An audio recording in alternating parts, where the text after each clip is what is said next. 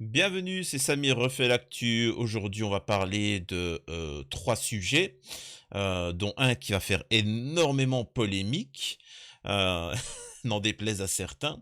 On va parler, d'abeilles. Oui, les abeilles. Les abeilles sont antisémites. Alors vous allez me dire: «Non mais attends, tu rigoles?» Si, les abeilles sont antisémites. En effet, 12 soldats seraient dans des conditions extrêmes, à Gaza suite à un vilipendage de la part d'abeilles, formées par les brigades, radicalisées. Donc vous allez voir, c'est assez marrant, hein, c'est fou. Ensuite, on va parler vite fait, en petit sujet de la mode qui se passe aux États-Unis en ce moment, du boycott qui sont faits envers les stars américaines, Blockout, et cetera, je sais plus comment ils appellent ça, et le et les stars françaises prévoient le coup, et vous allez voir ce qu'il en est par rapport à la situation, bien évidemment, au Moyen-Orient. Vous allez comprendre quand je vais aborder le sujet. On va parler de la Tunisie. En effet, en Tunisie, il se passe quelque chose d'assez particulier. Nous avons un président qui développe le pays et qui lutte contre le sionisme, qui ne se soumet pas au FMI, au système mondialiste, et donc ça lui vaut énormément, de tensions de la part de, certains. Donc on utilise la gauche pour tomber sur le président, et on appelle à atomiser la Tunisie. Parce que la Tunisie serait raciste. D'accord, ok, bon, on va creuser, et il y a une interview en direct où, oh mon Dieu, une femme qui déstabilisait le pays a été arrêtée par la police. L'horreur. Vous pouvez voir sur les réseaux sociaux, dans les médias, tout le monde est en train d'expliquer que c'est l'horreur, il y a des gens qui sont en larmes, etc. Oui, en Tunisie, quelqu'un qui n'a pas respecté la loi s'est fait arrêter par la police. C'est fou, hein, c'est... Alors, la question qu'il faut se poser, c'est arme atomique ou nucléaire? Tu vois, on atomise ou tu vois, on utilise quoi? L'arme atomique ou nucléaire? C'est ça qu'il faut réfléchir, bande d'abrutis, va. Et on va parler des migrants, et là, je peux vous dire que là, les gauchistes qui vont m'écouter vont faire une descente d'organes, tu vois. Ils sont pas, vous êtes pas prêts. Franchement, vous faites pas de mal, tu vois. Vous faites pas du mal. Donc avant ça, bien évidemment, je vous invite à vous abonner, vérifier que vous êtes bel et bien abonné, laisser un commentaire, liker, partager, me rejoindre sur les réseaux sociaux et surtout sur mes chaînes secondaires. Donc, on va pouvoir commencer. C'est quoi cette histoire d'abeille là? C'est quoi cette histoire d'abeille? Alors attendez, il est où l'article? Voilà. C'est pas une blague, hein, vraiment, hein, je n'allez pas croire que c'est une blague. Un char a percuté une ruche. 12 soldats à l'hosto. À Gaza, un essaim d'abeilles en furie prend partie des soldats israéliens.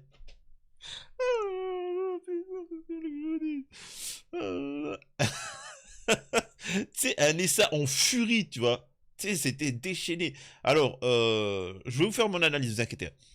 C'est un incident pour le moins insolite qui s'est produit à la frontière entre Gaza et Israël.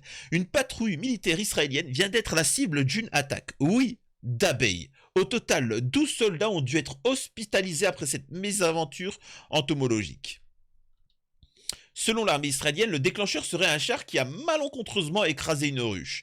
L'essaim en furie, sorti des décombres, n'a alors pas hésité à charger les militaires présents dans la zone tampon frontalière, près du kibbutz de Nirim. On me dira, c'était des abeilles gazaouis, hein. C'était pas des abeilles cisjordaniennes, hein. Tu vois, c'est pas pareil. Pris par surprise. Qu'est-ce que oh, j'en peux plus, moi. Tu sais, même là. Alors, il faut savoir que là, c'est quoi l'article? C'est voilà, Shalom journal, je sais pas quoi, je m'en fous, tu vois. Mais pris par surprise, les soldats n'ont pu se protéger efficacement des milliers de butineuses islamo Maya l'abeille déchaînées. 12 d'entre eux ont été piqués à de multiples reprises par ces insectes particulièrement vindicatifs. Oh putain. Oh, oh, oh, oh, oh, j'en peux plus. Donc bien évidemment, ça a été classé par l'ONU comme une attaque ignoble. Ça a été classé comme antisémite. Voilà d'ailleurs une qui témoigne, hein, c'est une qui donc c'est des photos exclusives hein, de ces abeilles islamo-gauchistes, bien évidemment financées par le Hamas. Hein, euh, Un militaire se trouve même dans un état modéré après avoir essuyé des centaines de piqûres. Alors arrivé à l'hôpital Shiba de Tel HaShomer, le diagnostic est formel. Il s'agit bien de piqûres d'abeilles et non de simples guêpes, comme l'avait initialement indiqué Tsahal. Les médecins ont d'ailleurs été frappés par la virulence des piqûres, laissant penser qu'il ne s'agissait pas d'abeilles domestiques ordinaires. Oh, oh, tu sais, mais là, je vous assure. Attends, c'est quoi le truc du journal? C'est J-Forum, le portail juif francophone. C'est que des. Là, il n'y a aucun média qui n'a relayé cette information. C'est que dans les médias israéliens que c'est sorti. Mais. Il ne s'agit pas d'abeilles domestiques ordinaires. La thèse privilégiée est qu'il s'agirait d'un hybride résultant du croisement avec une variété d'abeilles sauvages africaines au caractère notoirement agressif, un phénomène naturel qui rappelle que la frontière gazaoui recèle parfois des dangers insoupçonnés. Oh, pardon, excusez-moi, je suis désolé. Après avoir administré les premiers soins d'urgence à base d'antihistaminiques pour contrer les réactions allergiques, les équipes médicales ont rassuré sur l'état des victimes. Les soldats devraient pouvoir ressortir rapidement de cette mésaventure à l'exception du cas le plus grave qui fera l'objet d'une surveillance renforcée. Si les incidents de ce type sont heureusement rares, cette attaque animale illustre les risques inhérents aux opérations militaires en zone hostile où les forces en présence doivent se prémunir contre toute éventualité, même la plus improbable. Cet épisode cocasse qui aurait pu toutefois tourner au drame, souligne également l'importance du matériel de protection adéquat à des formations de pointe pour les soldats déployés sur le terrain. Après tout, on n'est jamais trop prudent face aux petites bêtes. Bon, on comprend les sous-entendus qui sont utilisés dans l'article, mais moi, je ferai des sous-entendus aussi, hein, je peux en faire, hein, c'est très facile d'en faire des sous-entendus. Moi, je dirais juste une chose, vraiment, il faut vraiment que vous fassiez attention quand vous allez dans un endroit dont vous n'êtes pas habitué. Forcément, disons que vous avez une sensibilité. Quelqu'un qui a l'habitude que tous ses ancêtres ont vécu en Afrique, disons son corps n'est pas fait pour s'adapter. Il est très peu adapté pour le grand froid, par exemple. Vous voyez ce que je veux dire?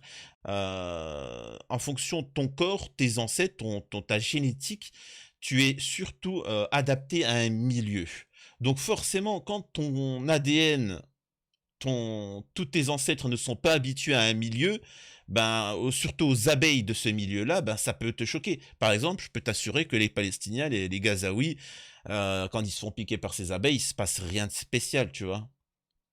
Bizarrement, les Israéliens, il y a des réactions assez virulentes. Je sais pas, je dis ça, c'est quand même bizarre, quoi, tu vois. Mais bon, après, bon, c'est vrai qu'ils sont pas habitués. Hein, mais bon. Puis ça, je dis rien. Celui qui aura compris le petit tacle que je viens de faire, tant mieux. Sinon, tant pis. Donc voilà, donc classé anti-CBIP, c'est l'information de la journée. De toute façon, tout le monde est anti-CBIP maintenant. Nous avons aussi une petite information. C'est concernant... excusez-moi, mais elle est trop mignonne, la petite abeille. Donc nous avons... comment ça s'appelle ça? Voilà. Un effet de mode. Un effet de mode, c'est que tout le monde se désabonne. En fait, ils se désabonnent de tous ceux qui soutiennent Tsahal ou qui ne se mouille pas dans la dénonciation du géno. Regardez. Des dizaines de célébrités de la liste perdent des abonnés, des centaines d'adeptes, et ce n'est pas fini. Le mouvement Blackout 2024 prenant d'ampleur sur les médias sociaux, un groupe croissant de TikTokers a commencé à bloquer collectivement les influenceurs qui ont choisi de rester silencieux sur la guerre en Israël et la bande de Gaza. Les cibles du mouvement s'étendent maintenant aux marques pro-israéliennes et aux organes d'information considérés comme blancs. Bon, en résumé, tous ceux qui tapinent, eh ben, tout le monde se désabonne, c'est fini. boycott. C'est-à-dire que les Américains ont compris que ça ne servait strictement à rien de discuter avec les médias, il fallait boycott. Il fallait être solidaire et boycott tous les agents. Voilà. Et il faut savoir qu'en France, ça aura du mal à se lancer et c'est pour ça que moi, c'est ce que je reproche un petit peu aux personnalités dites de gauche, c'est de ne pas lancer le mouvement. Faites-le. Ils ont la notoriété. Et vous avez pu voir certaines personnalités, et c'est pour ça, vous comprendrez maintenant, certaines personnalités récemment, tout récemment, Lena Situation, des choses comme ça, d'un seul coup, appelées à la paix. Pourquoi? C'est-à-dire que pendant 7 mois, et aujourd'hui, ils disent ah, paix, paix, paix. Parce qu'ils savent très bien que si ça, ils vont leur tomber dessus.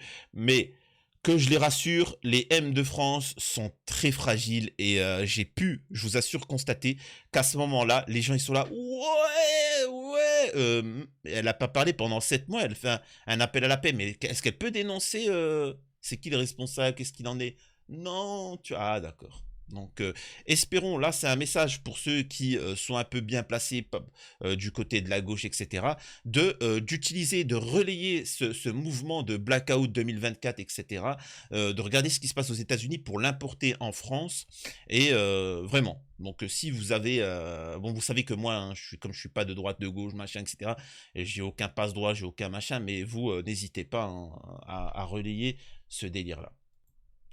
Ce qui nous permet d'intervenir sur le deuxième sujet concernant la Tunisie. Donc la Tunisie, je rappelle ce qu'il se passe.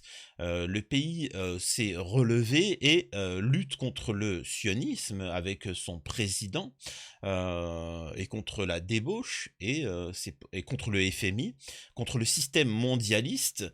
Et c'est pour ça qu'il y a de la propagande qui est faite contre ces gens-là. Rappelez-vous par exemple quand l'Arabie Saoudite, vous vous rappelez que l'Arabie Saoudite à un moment avait signé avec les BRICS, voulait un accord de paix avec l'Iran, ce qui est une catastrophe pour Israël. Tout de suite, immédiatement, les ONG, hein, etc., avaient expliqué que, oh mon Dieu, des migrants en Arabie Saoudite, violence, c'est horrible, etc. Voilà, bon. Et la Tunisie, c'est pareil. Depuis qu'elle lutte contre Israël, hop, directement, on leur tombe dessus pour des histoires bidons. Alors, on va en parler, hein, on va en parler des migrants, parce que, encore une fois, pour certains, c'est dans leur culture de yoler, utiliser la machette, etc. Donc, forcément, quand tu arrives dans une société qui, disons, ont des relations standards, tu vois, par exemple, vous, quand vous avez un différend avec quelqu'un, vous discutez, vous débattez, vous ne sortez pas la machette, vous ne yolez pas, tu vois. Ben, dans certaines cultures, disons que c'est tout à fait normal. C'est pour ça que ça crée des tensions. Mais bon, bref, on va y revenir dans ce sujet-là et avec preuve. Nous avons ici quelqu'un qui critique le gouvernement, qui appelle à la déstabilisation et appelle la France à intervenir, ça montre la faiblesse de ces gens-là, à intervenir et de bombarder la Tunisie, donc elle va se faire arrêter. Hein. Je rappelle que Rima Hassan, elle a dit cessez le feu, elle s'est fait convoquer par la police. Hein. Je précise. Donc écoutez ça. En Tunisie, maintenant, les voix critiquent une nouvelle fois dans le viseur de la justice. Une enquête a été lancée contre une avocate et chroniqueuse après des propos sarcastiques tenus sur la situation dans le pays des migrants originaires d'Afrique subsaharienne, des propos tenus sur la chaîne Carthage Plus mardi soir. La chroniqueuse Sonia Damani a depuis reçu une convocation à comparaître. Elle n'a pas donné suite.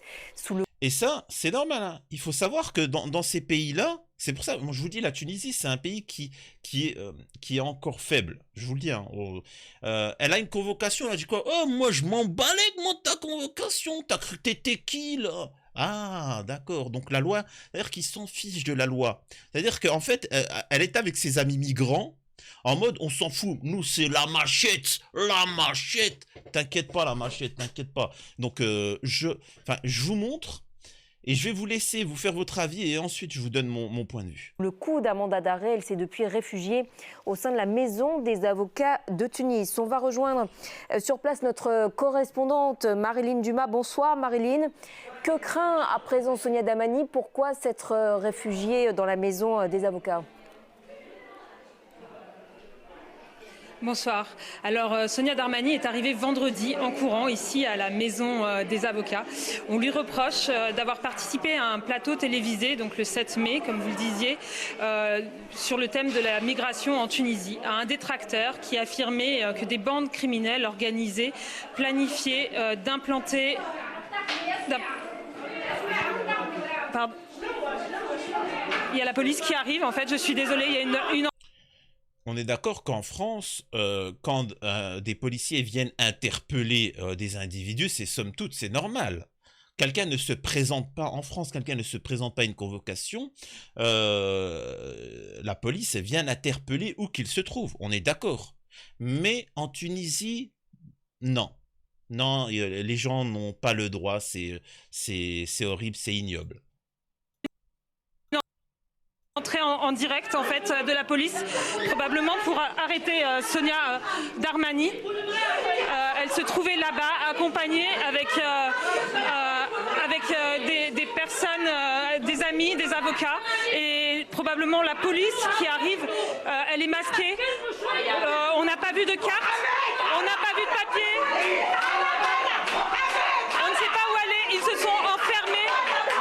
Ils se sont enfermés derrière. Nous n'avons pas accès.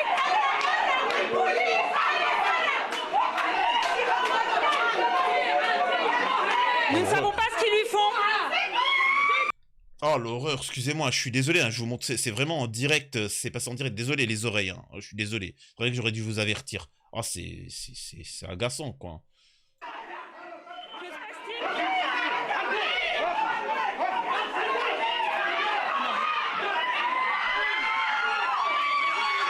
Ils sont en train d'emmener Sonia Darmani. Sonia Darmani a été embarquée par des personnes qui ne se sont pas identifiées.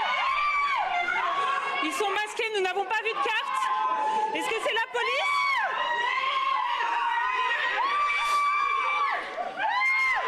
Ça, franchement, c'est pas méchant ce que je vais dire, mais venez pas en France. Si je dois bien vous dire, venez pas en France. Hein.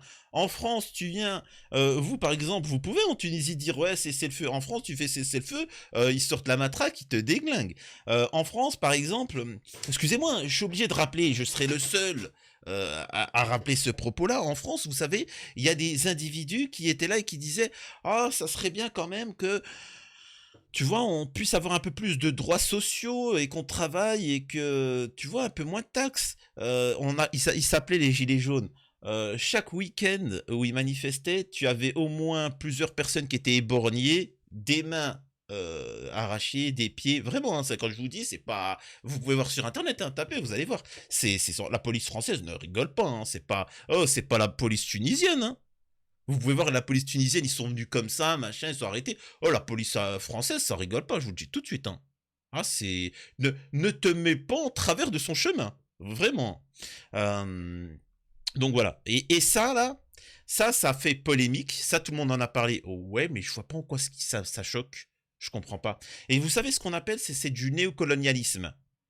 On se permet de juger ces choses-là et parce que c'est ça en filigrane, ils demandent à intervenir militairement contre la Tunisie. Voilà, pathétique. Alors encore une fois, c'est une agente de l'étranger qui appelle à la déstabilisation du pays, à la guerre civile. Et donc voilà. Et donc tout ça est lié aussi. C'est une défenseuse des migrants. Je rappelle que ces gens viennent de manière illégale, hein, n'en déplaise, et que j'invite moi toute personne, parce que là on va avoir un débat assez dur. Vous pourrez voir en commentaire les personnes qui sont pro-migrants et qui veulent tomber sur la Tunisie. Je vous invite fortement à prendre un billet d'avion, prendre le maximum de migrants et les accueillir chez vous. C'est aussi simple, c'est très simple, il y en a plein. Tu prends dans ta petite maison, t'en prends 10, 100, tu fais ce que tu veux, mais t'évites de donner de faire des commentaires sur les Tunisiens. Ensuite, les Tunisiens, regardez, par exemple, regardez ce qui se passe à Sfax, dans toutes les villes tunisiennes. Regardez, là nous avons une maison tunisienne. Tu vois, avec dedans des femmes, des enfants. Et regardez ce qui se passe.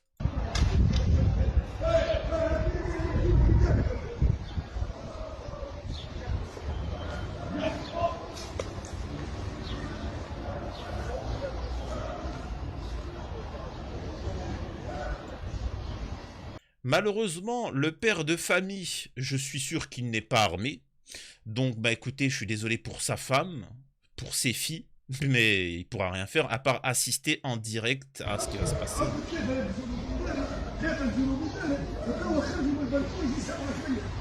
Voilà, c'est ça. Alors, avant de vous montrer d'autres images concernant la Tunisie et les migrants, je rappelle encore une fois qu'ils viennent de manière illégale, que les Tunisiens ont le droit de manifester.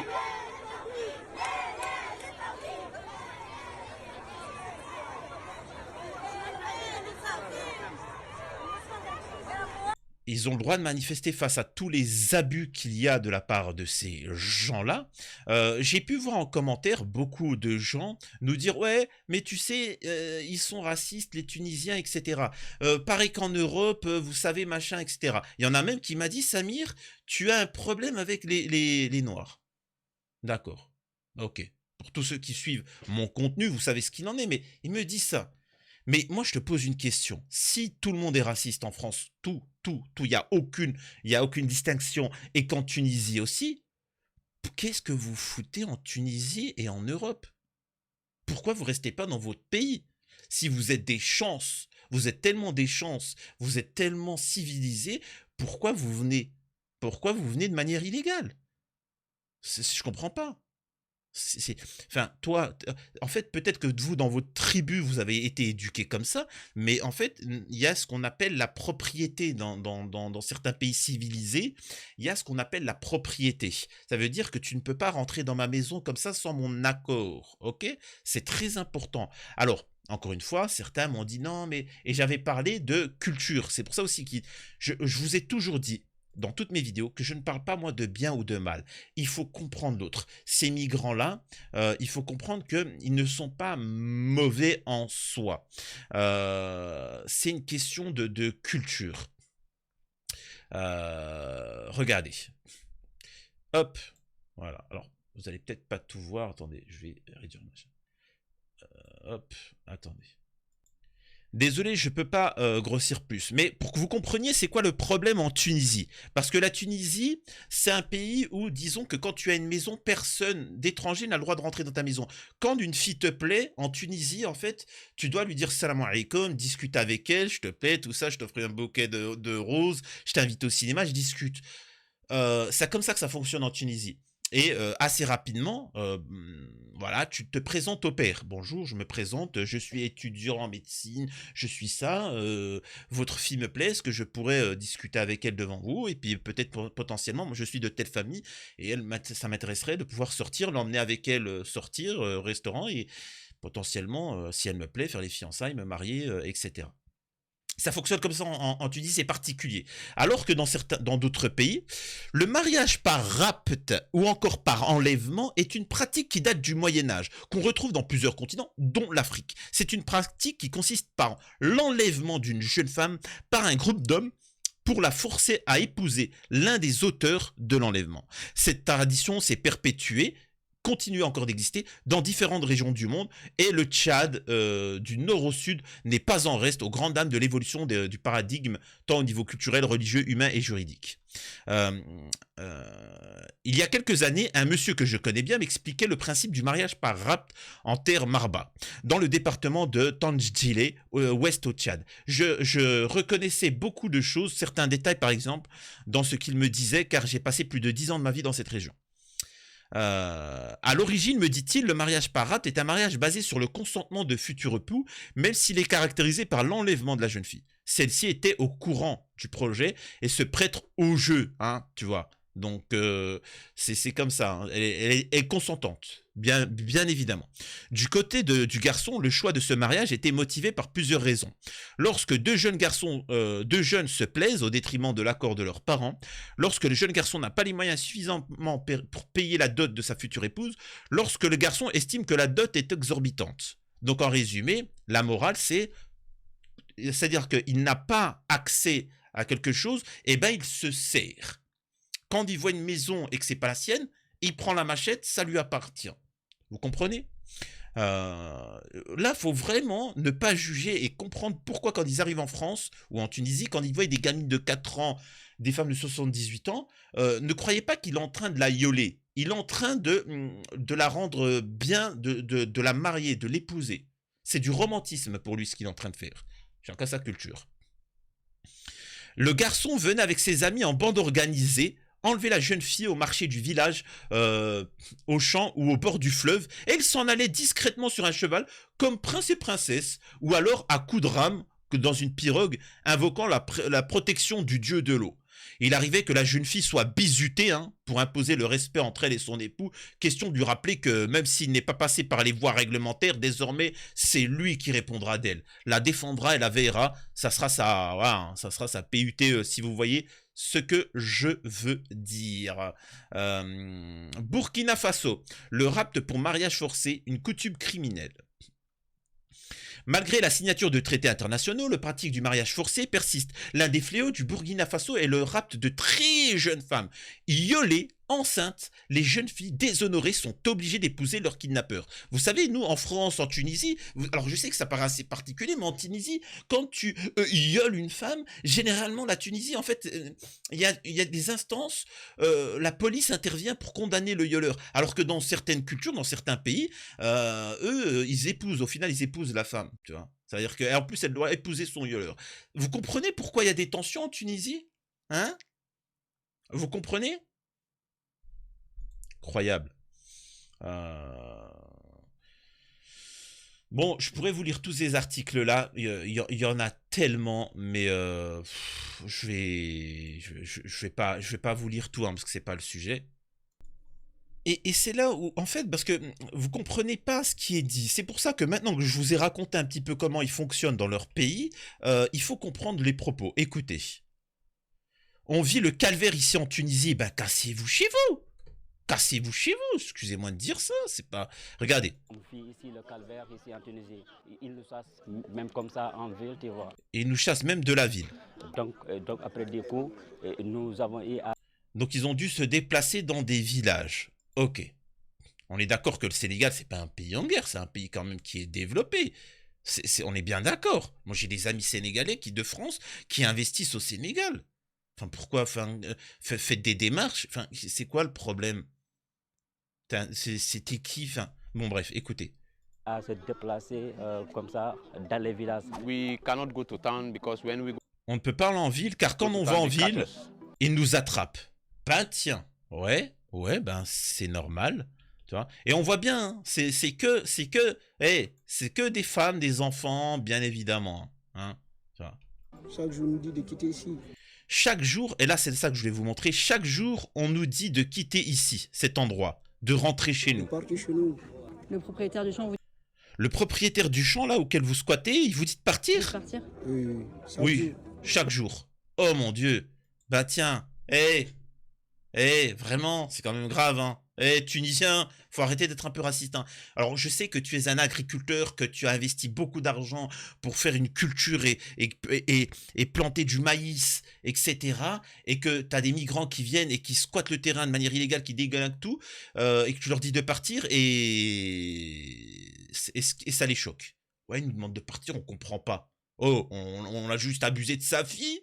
On a pris son terrain, sa femme, et le mec il veut encore qu'on parte. Mais ça va pas, c'est trop tard maintenant. On s'est tapé ta fille et ta femme. Et puis au fait, ta mère, elle est encore en vie. Hein, je sais pas, je dis ça comme ça. Mais ma mère, elle a 90 ans. Oh ouais. Ils sont sans pitié, hein. Ils sont sans fiche. Hein. 4 ans, 70 ans, 90 ans, eux, c'est... Et je suis désolé pour les gauchistes qui vont vouloir me tomber dessus, c'est que quand bien même tu les accueilles, regardez ce qu'ils font au camp, au champ. Regardez-moi ça. Vous voyez ce qu'ils font? Ils se demandent pas pourquoi leur pays n'est pas civilisé, ils ne se développent pas. Parce qu'ils détruisent tout. Là où ils vont, ils détruisent tout. Tu les accueilles en France, je peux vous assurer que demain la France, ça devient le tiers-monde à 100%. Tu vois, et c'est comme ça, c'est comme des nuées de, comment on appelle ça là, de petites bêtes là qui viennent et qui bouffent toutes les récoltes et après qui se cassent ailleurs. C'est comme ça. Ils ne savent pas produire. Ils viennent profiter, jouir des richesses que les Tunisiens ont créées. Et encore une fois, si vous êtes en désaccord avec moi, allez les adopter. Vraiment, vous pouvez les adopter. C'est pas interdit, vous allez directement là-bas et c'est réglé. Je ne vois pas en fait moi où c'est qu'il y a un problème à faire ça. Pourquoi vous voulez absolument que les Tunisiens... De toute façon, ils veulent pas rester en Tunisie, ils veulent venir en Europe. Au pire, faites en sorte qu'ils viennent en Europe. Pourquoi c'est normal. La Tunisie, c'est pas... Excusez-moi de dire ça, c'est pas un bordel à ciel ouvert pour venir comme ça bafouer les frontières. Donc vraiment, il faut vraiment que vous compreniez... En fait, j'ai plein de vidéos à vous montrer, mais par exemple, mesdemoiselles, là je m'adresse à toutes les femmes, pas celles qui soutiennent les migrants, pas celles qui disent « ils sont racistes ». Oui, d'accord.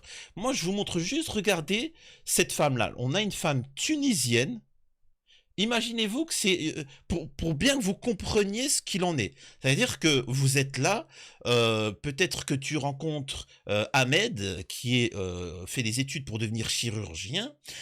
Tu es une femme, par exemple, je sais pas, par exemple, tu es une femme vierge. Tu vois, tu es une femme vierge, t'as jamais connu d'homme, tu es jeune, toi aussi tu fais des études, tu sais cuisiner, tu aimes bien les mangas. Hein, t'aimes bien les mangas, tu te dis, ah, il y a la prochaine saison de Demon Slayer qui va sortir, My Hero Academia aussi qui va sortir, tu vois, etc.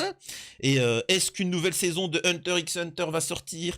Et tu vas faire les courses pour tes parents, et quand tu rentres, tu vois non pas 10 migrants, mais des milliers courir avec des sabres et yoler tout ce qui bouge. Regardez.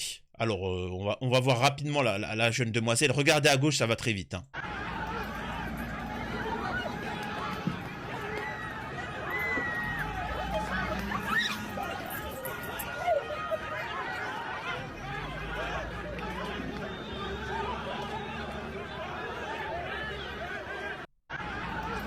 Eh ben, vous savez quoi? Si le racisme, c'est de dénoncer cette femme qui se sauve pour pas se faire gueuler. Si le racisme, c'est dénoncer ces hordes impies qui sortent à la machette et qui violent tout ce qui bouge, bah écoutez, moi je ne vais pas vous mentir. Hein. C'est l'avantage d'être ni de droite ni de gauche, c'est que Balek, tu vois. Balek. Et encore une fois, si c'est si horrible que ça, la Tunisie, l'Europe, bah, casse-toi dans ton pays, hein, tout simplement, parce qu'à ce qui paraît, c'est le Wakanda. Les mecs, ils ont regardé le Wakanda à la télé, ils y ont cru. Arrêtez. Ça marche pas avec nous, les excuses. Arrêtez. Vous êtes juste des cas sociaux, c'est tout. Encore une fois, moi, je me bats pour que certains pays soient indépendants, comme la Palestine, comme d'autres pays, etc. C'est quand même fou qu'il y a des gens qui se battent pour avoir leur indépendance dans leur pays, alors qu'ils se font vilipender, bombarder de tous, ils subissent un génocide et pourtant ils quittent pas leur pays. Et derrière, nous avons des gens qui ont leur propre pays et pourtant qui partent de manière illégale.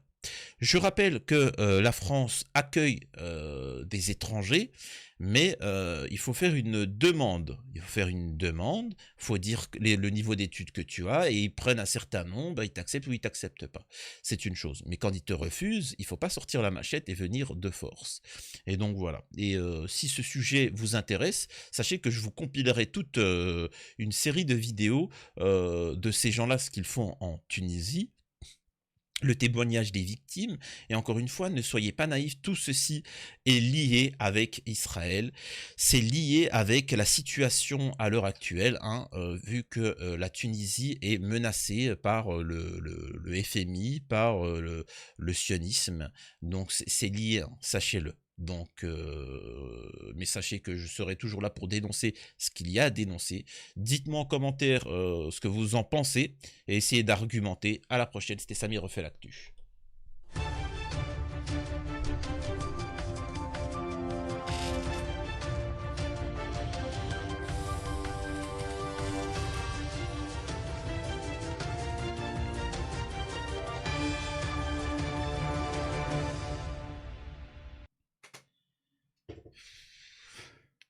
N'empêche, ce qui est dommage, c'est que je défends une communauté, les Maghrébins et les musulmans de France, Alors qu'on sait très bien qu'ils sont pas communautaires, toi, et que je vais me prendre plein la gueule et que j'aurai aucun soutien. Parce que c'est des bénévoles. Vraiment, c'est ça qui est fou.